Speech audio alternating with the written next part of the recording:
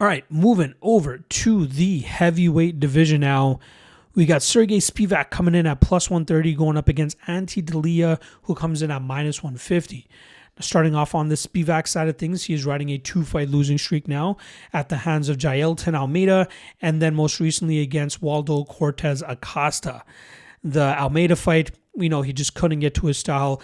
Almeida was just the better grappler. He was able to hold Spivac down, eventually get that TKO. Then the Waldo Cortez Acosta fight, couldn't get to his takedowns, ended up getting battered on the feet. And he just couldn't keep up with the more athletic fighter who had better takedown defense than even I was expecting going into that fight. The Polar Bear needs to get fights to the ground. He needs to, smother opponents. He's not all that comfortable in the striking game. He's trying to improve that part of his game, but it's not at the point where he can just specifically rely on the striking to end up getting his wins. He needs to get fights to the ground like he had against Derek Lewis, got the submission there against Marcin Tybura. That one was a weird one. That was a rematch, if you guys remember. The first time around, Tybura smothered Spivac and finished him, or I think you beat him by decision.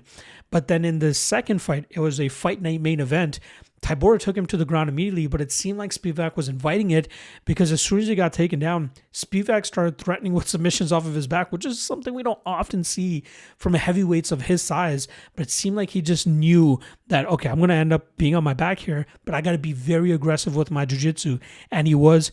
He caught Tybura in an armbar and he forced a tap. That was very, very surprising, especially considering that Tybura brown belt, black belt in BJJ, I believe. So good fight IQ there from Spivac in that fight, but he hasn't been able to put off a win since that fight. And I think that's starting to go to show what his ceiling is. Earlier in his UFC career, I was willing to give him the benefit of the doubt because he was still young. He was still building his experience inside the game and still fighting, tougher and tougher competition. But we're starting to see when he doesn't have a big enough wrestling advantage, when he's at a big athletic disadvantage, and when he's fighting a better striker who can keep him in the stand-up realm, he starts to fall off quite a lot and ends up either getting finished or just getting outworked. And unfortunately for him, I think he's fighting a guy of that archetype here in Delija. Now, Delija had a solid UFC debut, quickly finishing Marcin Tybura, not showing Tybura any respect, walking him down and eventually getting a quick finish. That was actually a rematch of a fight that took place 10 years prior, and that night, Tybura defeated Delija by TKO injury. Delija injured his leg, similar to an Anderson Silva type of leg break. Very gruesome, nasty leg break that he suffered. And that was actually the last fight for Tybura on the regional scene before getting signed to the UFC. Whereas Delija had to, play it out on the regional scene a little bit more, made it to the PFL, won the PFL, I believe, 2022 tournament. There wasn't a time where he actually got signed to the UFC as well in 2020, but the PFL wouldn't let him out of his contract, so he ended up having to stay with the PFL, which was very, very unfortunate. He was scheduled to go up against Cyril Gahn that night, and I think I had that fight was like good to go up until halfway through fight week, and we got some pretty good plus money on Delija, and then the fight ended up getting canceled there. But luckily, he still makes it to the UFC here after a pretty successful run with the PFL. But then unfortunately last time against Waldo Cortez Acosta, he ended up coming up short. That was one of those weird fights and those weird situations where Delija finished Waldo Cortez Acosta. Apparently he poked him in the eye and then started letting go with big shots, and then Mark Smith stepped in to stop the fight. But then upon review, it did show that Delija did accidentally poke Cortez Acosta in the eye. And, in a situation like that, you would expect the fight to be listed a no contest and maybe they get a rematch. But they restarted the fight, which is unheard of. I don't think I've ever seen anything like that. Because you got a guy in Delija who's, celebrating a knockout win.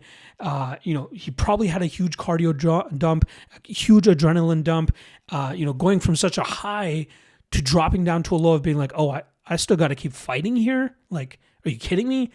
And then Waldo Acosta, 30 seconds after the fight restarted, drops Delija and eventually finishes him. So I'm willing to give Delija a little bit of a pass there.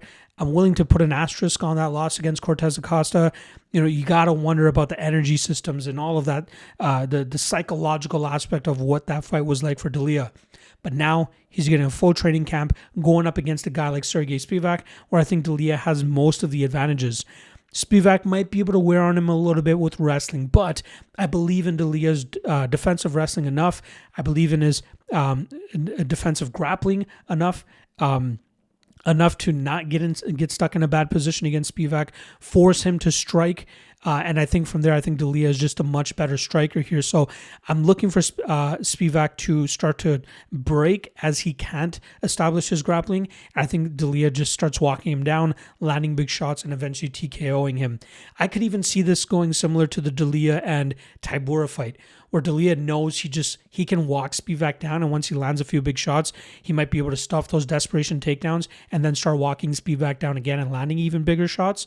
And I think that's the approach he's going to take here, and I think that would lead to an anti-Delija TKO win within the first round. I don't know why the line is dropping as much as it is. Delija was about minus 175 late last week. Now he's down to about minus 150. I love it regardless. I think Delija wins, and I think he makes it look quite one-sided as well.